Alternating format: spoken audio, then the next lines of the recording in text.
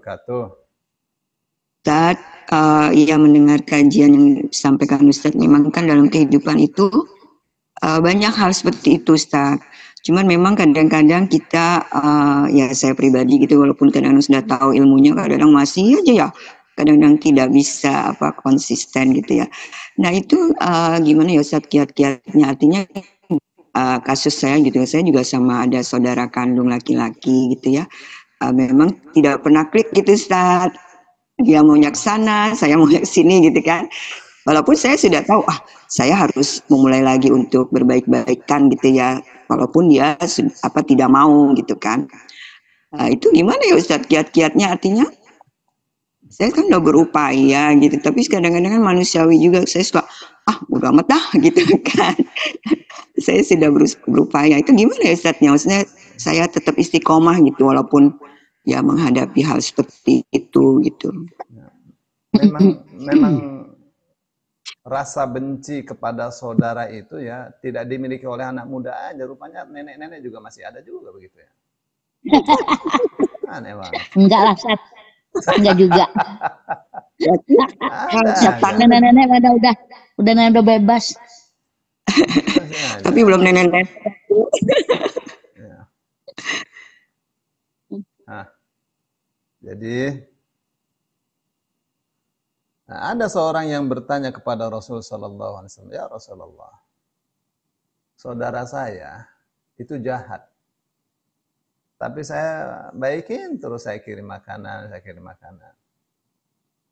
Ya. Lalu Rasul Sallallahu Alaihi Wasallam katakan, kamu terus saja lakukan yang baik kepada dia.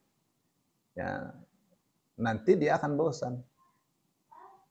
Ya, jahat kepada kitanya akan bosan, jadi akan baik.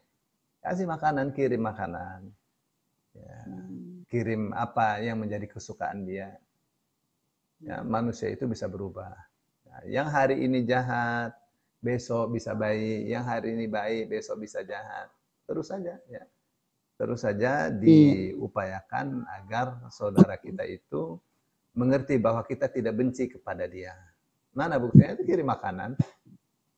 Ya, itu kirim makanan. Oh, kirim masakan. Ya. Sekali-kali kirim terasi, ya, supaya dia merasa bahwa ya, karena terkadang nyari terasi kan susah. Ya kan, nyari terasi susah. Wah, ini terasi dicari-cari susah, ini dikirim.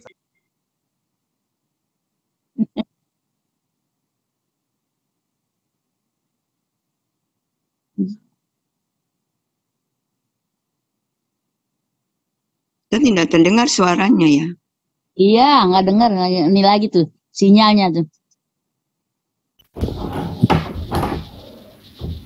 Nah, lagi nih. Kirim rendang aja Uni, jangan kirim terasi. Tahu Ustadz ya. Mana Ustadznya nih Ustadz? Ustadz belum nyobain rendangnya Uni. Oh iya. Iya. Iya enak itu. Ininya juga enak, cumi cabai hijaunya. Jangan buka dong, ntar pada. Jadi maaf. Buat kirim makanan. Dikirim makanan. Dikirim yang kalau menurut saya ya, itu kan kalau biasa bikin sambal ya, terasi itu kan asyik ya. Kalau kata orang Indramayu, orang Cirebon tuh masih suka terasi. Ya, tapi kan beda-beda. Ini orang Padang kan maunya rendang. Ya. Tapi rendang bukan orang Padang aja ya. Iya, umum. Orang Saudi saja suka. Ya. Kita di Mekah itu ada warung Padang, wah ludes terus tuh. Ludes terus. Sudah go internasional. Rendang sudah go. Nah. Begitu sih. Ya, jadi bagaimana caranya saudara kita itu paham kalau kita itu baik sama dia, kita itu sayang sama dia. Ya. Insya Allah bisa dirajut kembali ya. Tapi kalau misalnya sakit hati, memang untuk apa sih? Untuk apa sih sakit hati sampai berlama-lama itu? Apa untungnya untuk dunia, untuk akhirat? Nggak ada untungnya sama sekali. Ya, tuh. Yang beruntung itu kalau kita mendoakan saudara kita, semoga dia sukses. Nanti Allah mengatakan amin walaki bil mithli. Ya, amin, semoga dan untuk kamu semisal yang kamu doakan. Jadi kalau kita mendoakan yang baik, malaikat mengaminkan dan mendoakan pula untuk kita seperti doa kita untuk saudara kita. Ya, dan doa untuk saudara kita yang jauh itu dikabul oleh Allah. Ya, dikabul oleh Allah dan menghapus dosa-dosa kita yang mendoakannya. Gitu ya, Bu. Ya, insya Allah Ustadz, doain ya semoga saya bisa terus istiqomah untuk selalu. Orang kalau hatinya baik, tidak ada benci kepada orang lain. Hati yang baik. Disakiti mendoakan kebaikan kepada orang yang menyakiti. Ya. Iya, Allah Ustaz. Misal ya, anak nih kurang ajar. Ya, kalau kita diam saja itu masalah. Ya, karena nanti Allah yang bertindak. Ya. Kalau kita mendoakan buruk untuk anak kita, nanti akan langsung dikabul buruk. Kan kita tidak tega kalau anak kita sengsara kan. Doakan saja yang baik, ya Allah kasih dia petunjuk akan akhlak yang baik, yang mulia, kasih dia sukses, kasih hati dia yang bersih, perilakunya yang wangi. Nah itulah, ya doakan yang baik. Ya tidak akan rugi. Yang hari tadi. Ya jangan didoakan buruk atau celaka, jangan. Ya, dan jangan diam, jangan diam. Anaknya durhaka ya, membangkang, anaknya menyakiti, jangan diam, doakan yang baik untuk anaknya. Ya, doakan yang baik. Anak durhaka. Ya, terkadang kan anak kan kurang ajar sama orang tuanya. Ya, merasa telah berbuat baik kepada orang tuanya. Ya, suka berani membentak orang tuanya, mendebat orang tuanya. Dan itu nggak perlu untuk anak yang baik itu. Mendebat orang tuanya. Orang tua salah pun dia, iya siap. Itu mengalah saja sama orang tua. Tapi anak sekarang mentang-mentang pinter itu ya mendebat orang tuanya, memojokkan orang tuanya. Yang tidak perlu bagi dia itu. Ya, orang tuanya telah bertanggung jawab kepada dia, mendidiknya, memuluskannya sampai bisa memperoleh kerja. Orang tuanya sudah baik, masih disalahkan orang tuanya. Ya, kenapa itu? Karena dia merasa pintar, itu kesombongannya itu.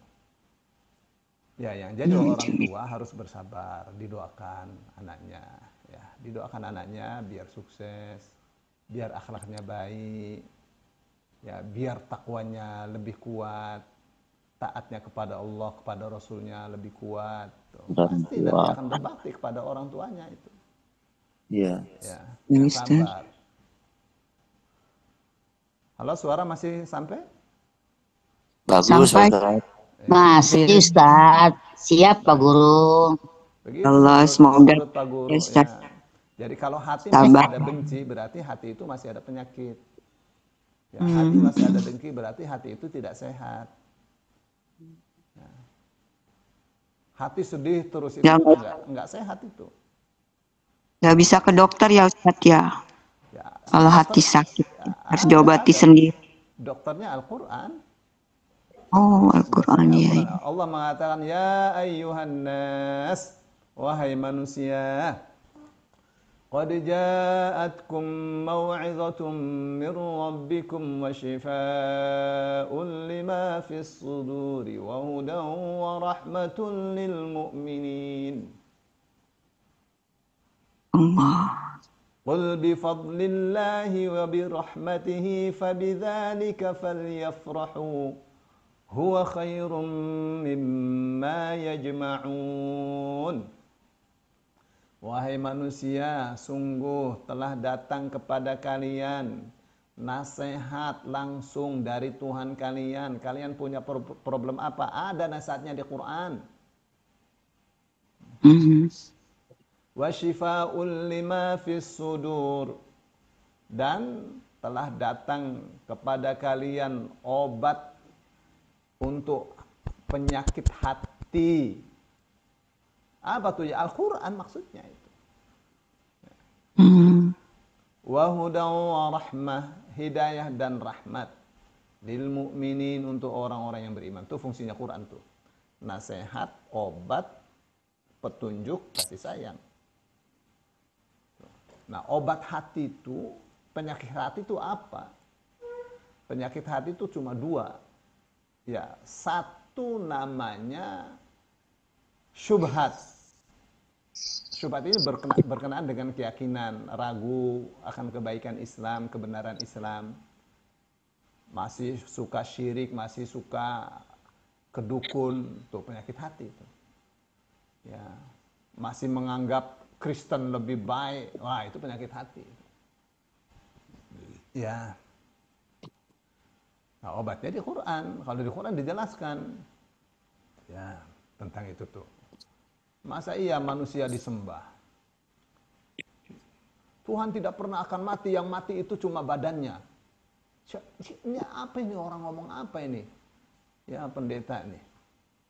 Sudah tahu kamu itu menyembah Yesus, Yesus tidak akan mati. Sudah mati kok. Sudah disalib. Tapi dia bangkit, semua juga bangkit. Kita mati nanti dibangkitkan juga. Kalau masalah bangkit. Itu penyakit hati itu. Satunya namanya syahwat. Ya, syahwat itu apa? Ya, ingin memenuhi, kata orang dulu ya, pengen kaya dengan cara yang tidak halal, itu syahwat. Ya, pengen memperoleh kedudukan dengan cara yang curang, itu syahwat. Ya, cantik banget. Yo, salam. Mana yang benar belajarnya ya. Itu ya. Berarti yang kalau berurusan dengan seks itu syahwat. Ya, memperoleh. Halo? Ya Ustadz, Afwan, syahwat itu yang jelek-jelek ya maksudnya, enggak? Iya, ya, ya tadi hubungan dengan yang kekayaan itu syahwat. Ya. Kapan keinginan disebut ya. syahwat? Kapan disebut syahwat? Kalau ingin kaya dengan cara yang tidak benar. Itu syahwat. Ya, terus pengen memperoleh kedudukan. Ya. Dengan cara yang tidak halal. Pengen jadi guru, bandem, 85 juta. Pengen jadi PNS. Ya, Nyogok. Dia nyogok, itu syahwat juga itu. Ya, Syahwat. itu tidak halal itu. Terus hubungannya dengan seks, ya, melakukan hubungan yang tidak sah, hubungan yang haram. Ya, kamu sudah punya istri lagi, ya kenapa melakukan perzinaan begitu? Gak boleh. Ya haram hukumnya, itu dosa besar. Ya, untung aja di Indonesia tidak ada hukum rajam. Ya, jadi itu urusan kamu dengan Allah. Taubat yang benar. Begitu gak? Kalau ada hukum rajam, lebih baik kamu datang sendiri mengaku telah berbuat itu, supaya dirajam mati. Ya, dosanya langsung hapus semua. Ya, ini sekarang antara kamu dengan Allah. Ya, maka jangan macam-macam ya untuk urusan itu tuh. Ya, obatnya di mana? Obatnya di dalam Al-Qur'an. Baca Qur'an banyak. Ngerti tidak ngerti, baca Qur'an. Tuh. Tapi akan lebih baik, akan lebih hebat kalau mengikuti kajian tafsir. Ya, kan tidak ngerti kan? Ikuti kajian tafsir. Begitu tuh, ada semua nasihatnya di dalam Al-Qur'an. Ya, benci kepada orang lain tuh masuk ke dalam syahwat. Di obat hati. Jadi kalau hati ini masih ada benci, masih ada suudzon dan seterusnya, hati ini nggak benar. Termasuk kalau sedih terus juga nggak benar, nggak boleh. Ya, bahkan Allah larang, la tahzan, jangan sedih. Innallaha ma'ana, sungguhnya Allah bersama kita. Tapi gimana ya, sedih, doa. Allahumma inni a'udzubika minal hammi wal hazan wa a'udzubika minal ajzi wal kasal wa a'udzubika minal jubni wal bukhl wa a'udzubika min ghalabati ad-daini wa qahri rijal. Begitu, ada doanya. Ya.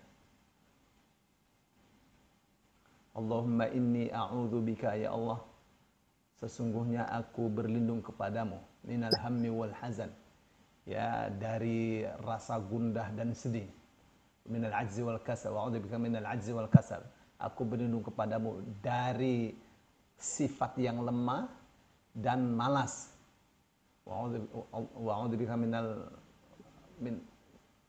Allah minni a'udzubika minal hammi wal hazan wa a'udzubika minal ajzi wal kasal wa a'udzubika minal jubni wal bukhl, dan aku berlindung kepadamu dari sifat penakut dan kikir. Sudah penakut, kikir kan jelek tuh. Wa a'udzubika min ghalabati ad-daini wa qahri rijal, dan aku berlindung kepadamu dari terlilit hutang dan tekanan orang lain. Tuh, jadi doa yang benar. Kenapa ya sedih terus nih hati? Jangan sedih, doa kepada Allah. Gitu. Orang beriman punya senjata. Apa senjatanya? Senjatanya doa. Begitu enggak adik-adik sekalian? Iya, Pak Guru. Bang, Boleh menambahkan Pak Ustaz? Ya, silakan. Kalau saya sih pegangannya ini aja Pak Ustaz, surat Al-Hijr, surat ke-15, ayat ke-83. Apa tuh? Dan kami tidak menciptakan langit dan bumi serta apa yang di antara keduanya, melainkan dengan kebenaran. Dan sungguh kiamat pasti akan datang. Maka maafkanlah mereka dengan cara yang baik. Jadi kalau saya ini Pak Ustadz, jadi jangan terlalu sibukkan dengan perasaan kita gitu. Tapi sibukkanlah dengan bekal kita di akhirat nanti. Jadi kata Allah, bila ada yang menyakitimu atau mendolimimu, maka maafkanlah gitu. Karena Allah kan mengatakan bahwa kiamat pasti akan datang, maka maafkanlah. Apa hubungannya kiamat sama maafkanlah gitu? Berarti kan itu pasti ada sesuatu yang besar gitu di sana. Pak Ustadz juga pernah mengatakan bahwa dengan orang tidak meminta maaf kepada kita dan kita memaafkan orang itu, kita itu kan diampuni sama Allah. Ya. Mana ada orang yang tidak mau diampuni sama Allah gitu, Pak Ustadz. Ya. Syukran Pak Ustadz. Ya, benar sekali. Makanya Benar. Allah ya. Betul. Ya, makanya Allah perintahkan kepada kita untuk memaafkan siapapun yang bersalah kepada kita, ya, meskipun dia tidak minta maaf. Begitu gak? Apa untungnya kita memaafkan dia padahal dia tidak minta maaf? Ya, untungnya dosa kita diampuni oleh Allah meskipun kita tidak minta ampun kepada Allah. Mau begitu? Mau banget Pak Ustadz. Ya. Kita kan banyak dosa. Jadi kalau kita memaafkan anak kita, memaafkan suami kita yang sudah meninggal, istri kita yang sudah meninggal, ya, kita maafkan, ya Allah, jangan kau siksa suami saya, istri saya, anak-anak saya yang bersalah kepada saya. Saya rela, ya, saya sudah maafkan. Ya. Nanti kalau kita begitu tuh memaafkan saudara kita yang bersalah tanpa mereka minta maaf, ya, nanti untungnya bagi kita dosa kita diampuni oleh Allah Subhanahu wa taala. Ya. Mana dalilnya adalah, ya, wala ya'tali,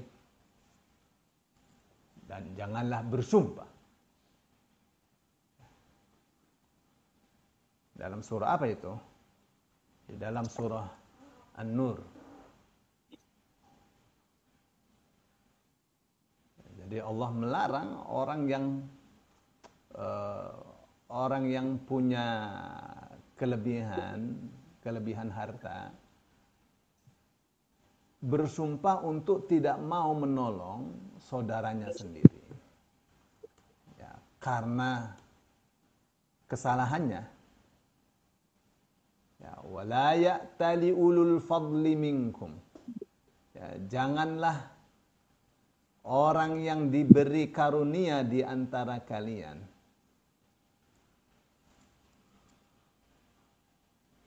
wasa'ati dan keluasan rizki ayyutu ulil qurba untuk bersumpah tidak memberi bantuan kepada saudara dekatnya, keluarga dekatnya. Wal masakini wal muhajirina fi sabilillah. Jangan pula bersumpah untuk tidak memberi bantuan kepada orang-orang miskin, orang-orang yang hijrah di jalan Allah. Wal ya'fu wal yasfahu. Hendaklah mereka memaafkan, hendaklah mereka berlapang dada. Ya, maafkan saja meskipun mereka tidak minta maaf. Ala tuhibbuna ay yaghfirallahu lakum. Apakah kalian tidak ingin Allah mengampuni kalian? Wallahu ghafurur rahim. Allah Maha Pengampun, Maha Penyayang. Kenapa kamu ada saudara kamu bersalah kepada kamu, kamu tidak kasih maaf? Apa harus minta maaf baru kamu kasih? Tidak usah memberi maaf dengan syarat mereka minta maaf. Kasih maaf, nanti Allah kasih ampun untuk kamu. Gitu. Itu ya. Di surah apa itu tadi tuh? Itu di surah An-Nur ya. Ayat 22.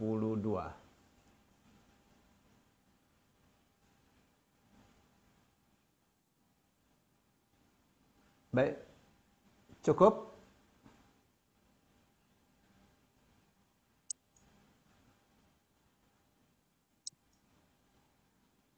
Sebentar di YouTube ada 11 orang. Tapi nggak ada pertanyaan.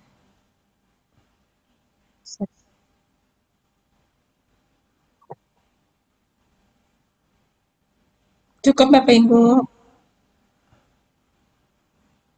Iya. Cukup ya. Kalau tadi Alsa. Jadi kalau kita mendoakan kepada keluarga Alsa biasanya semua aja setiap habis sholat juga buat keluarga besar saya, berarti ya kakak saya, adik saya, anak saya sekaligus gitu. Berarti kita juga mendapat kebaikan juga ya Pak Ustadz ya. Ya, kalau kita mendoakan saudara kita, nanti malaikat katakan walaka bimitsl. Ya, dan kamu memperoleh semisal yang kamu doakan. Ya Allah, berikan mereka anak-anaknya sukses, anak-anaknya mulia. Malaikat katakan, semoga juga anakmu dikasih sukses, dikasih mulia. Gitu. Yang Gitu, jadi itu cara yang paling ampuh sekali untuk anak-anak kita sukses dengan mendoakan saudara kita, anak-anaknya sukses. Mereka sukses, anak kita sukses. Kita mendoakan mereka, malaikat mendoakan kita. Begitu. Ya, paham tuh.